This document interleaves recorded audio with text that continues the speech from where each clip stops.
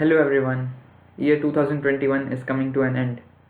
This year, I graduated. I completed my bachelor's BTech in Electronics and Computer Engineering from VIT Chennai. And as I look back on the last 4 years, it has been full of learnings and new experiences. I still remember before 4 years, in the 2017 intake, I had appeared for the VIT entrance exams, and my rank was somewhere about 80 to 90,000. Actually, 60 to 70,000. Not that it is any better, but in fact, like that, I had no hopes of getting into the college.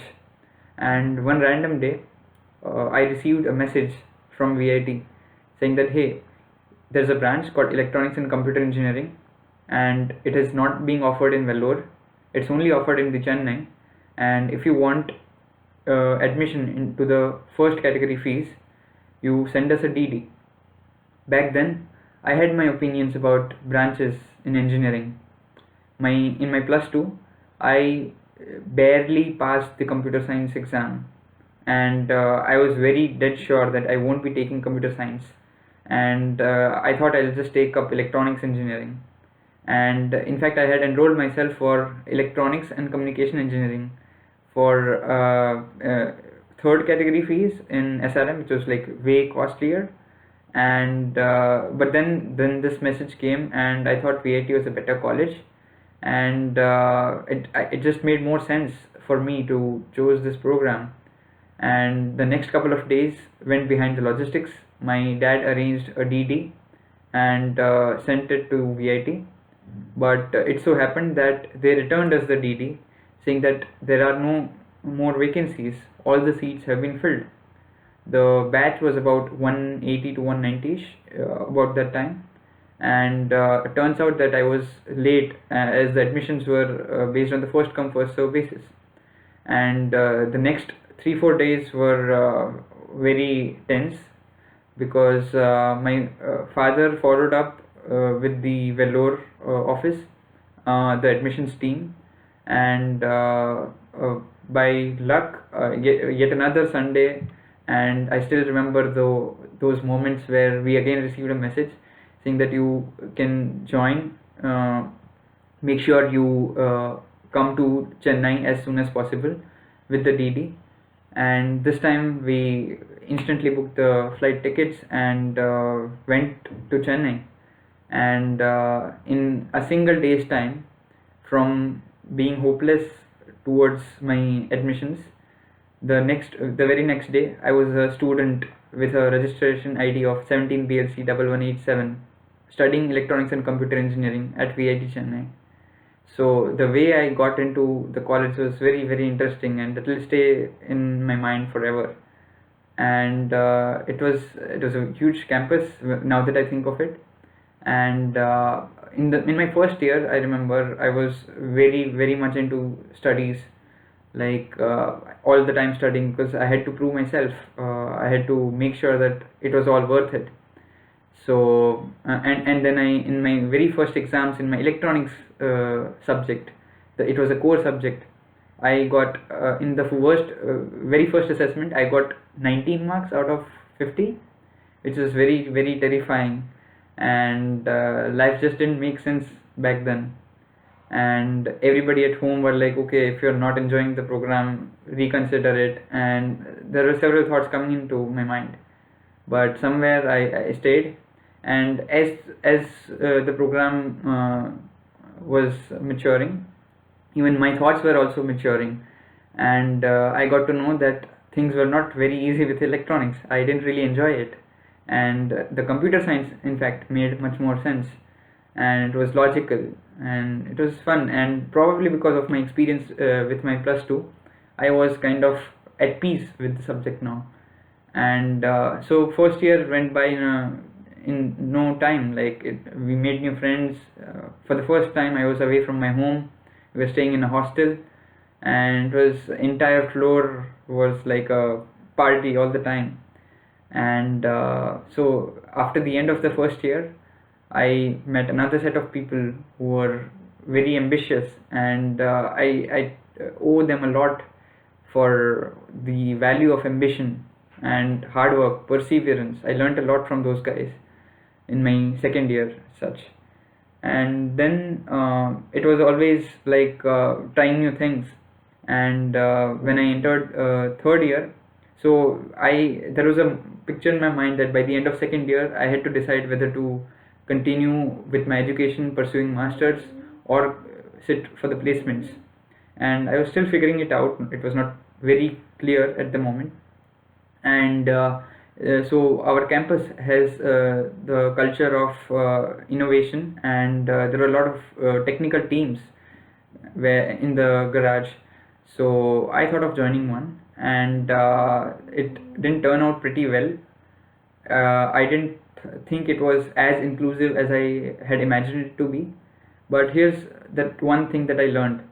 I was expecting that it would be a learning environment throughout, and then I would be spoon fed with all the education and all the gyan. But it didn't turn out to be that way. And that's where I realized that the important things are there for self learning. There won't be a teacher always, all the time. And but I did have one good teacher, and whose advice kind of helped me a lot. So it was Satyanarayan sir, and he asked me, he said that if you really want to think about your future, then try completing your BTech mandatory credits by the end of third year. Take maximum credits as you can, have that academic workload for a while, but then you'll have a much more time spending on thinking what you want to do in future. And that really helped me a lot.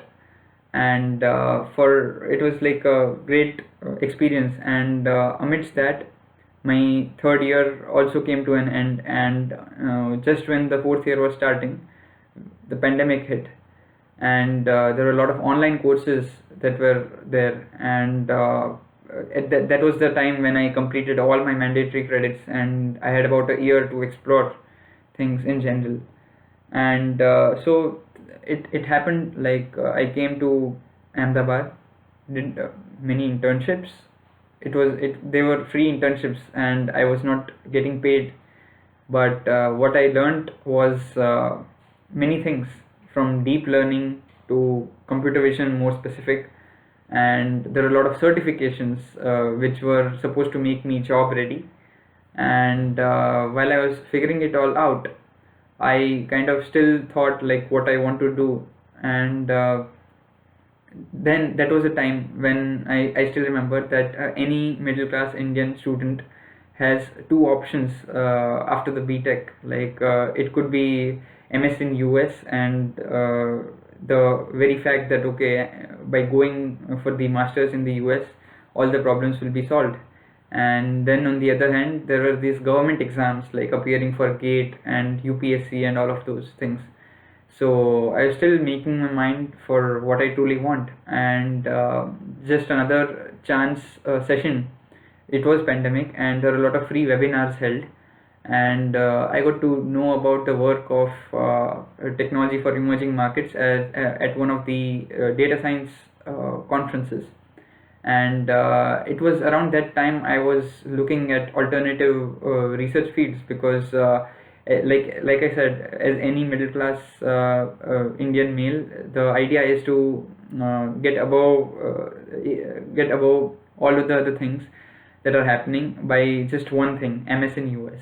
And that was my initial introduction to research domain in general. Like there is no clear motivation as such, but the vibe of having that profile, building that profile for appearing for masters, that was all about it. So I published a few papers in my BTech, and they were all related to machine learning, deep learning, drone detection, and all of those things. And so through that one of the webinars in the data science domain as such, I got to know a lot about not actually a lot, but one of the things about human computer interaction. And that was enough for me. For the next few months, I would say, I spent a crazy amount of time in reading papers and getting to know more about the field. And I was it was about the time when I also had to appear for my masters I had to fill the applications, and I spent a lot amount of time in getting to know the research units of each of the universities where I wanted to apply to. And through that I got to know about amazing research labs, and who have been doing phenomenal work in the field of human computer interaction. And those were my initial moments where I felt that okay, I could pursue this thing. And that's where I was about to take a plunge from core. It was relatively core to be studying electronics or computer science, but the field of human computer interaction, it is a lot more interdisciplinary, and it is definitely something very different. What I'm doing right now is very different from my engineering. And around those time I started being active on Twitter, where there's whole new life, there's lot many people. And it is also very interesting how my interest in research developed over at CI through Twitter, because I was doing Twitter sentiment analysis and studying graph theory, knowledge graphs. Those were the fascinating research area in the field of deep learning back then. And I mean, still it is. But the time, that was the time when I got to know how interesting tweets could be analyzed. And on a parallel lines, I saw that Twitter as a platform is very interesting, with great scope of learning. And I started being active on Twitter, and that really also helped me out. And then during the time of application, I reached out to professors, I reached out to PhD students to know more about the research culture in general. And I remember interacting with a PhD student from Cornell. He was into information science department, which is not computer science, but there are scholars who publish in the field of human computer interaction who belong to the information science school. So that disciplinary boundary about HCI, somehow I came to know through that conversation. And while application, I was fortunate to talk with a few professors and know more about the sub-disciplines within the field of HCI, because HCI is very, very broad, from something like AR VR to something that is in at the intersection of computer science and social science. My interests were headed towards something at the intersection of computer science and social sciences. So I got to talk a lot with the professors before the application, and even after the application. So I got rejected from University of Toronto, but I got to speak with the professor and exactly got to know where my application lagged. And those little moments of conversations paved a way forward, and I really look up to them, because these moments effectively taught me about shortcomings, and taught me more about the field in general which I was headed towards, where I had very limited exposure from my former coursework. So it was very interesting in that sense. So it has been a very fulfilling journey. And after the application season, it was the time of dejection and rejections, because I got admission into one of the universities that was in Baltimore, but apart from that, all the universities where I applied to, I got rejected, despite having research papers and the profile, and everybody was like, oh, you should get into good universities. But that did not happen, and somewhere it was lacking. But having said that, now I'm in a very much comfortable position. I'm at IIIT Bangalore, and I'm pursuing MS by Research. So that's a perfect program to be given my given the stage where where I am, and have a great advisor. So things are getting into place, and I am at the right place at the right time. And just to share, here is the degree, my bachelor's degree. So it says that 8.97 was my CGPA, it seems. And having been through that, having spent 4 years behind that, I would like to mention to all the people who are doing BTech currently, it does not matter. CGPA does not matter at all. I was fortunate to interact with few of my friends back then, who made me realize that marks are not everything, CGPA is not everything. And it turns out they were true. And so lastly, I would like to say one thing, that a single piece of paper cannot decide your future. it just makes more sense. And it while it does not decide your future, it put things into perspective and all the decisions that you have made in the past. So you only connect dots backward, as someone has rightly said. So with that, I look forward to the new year and great learnings ahead.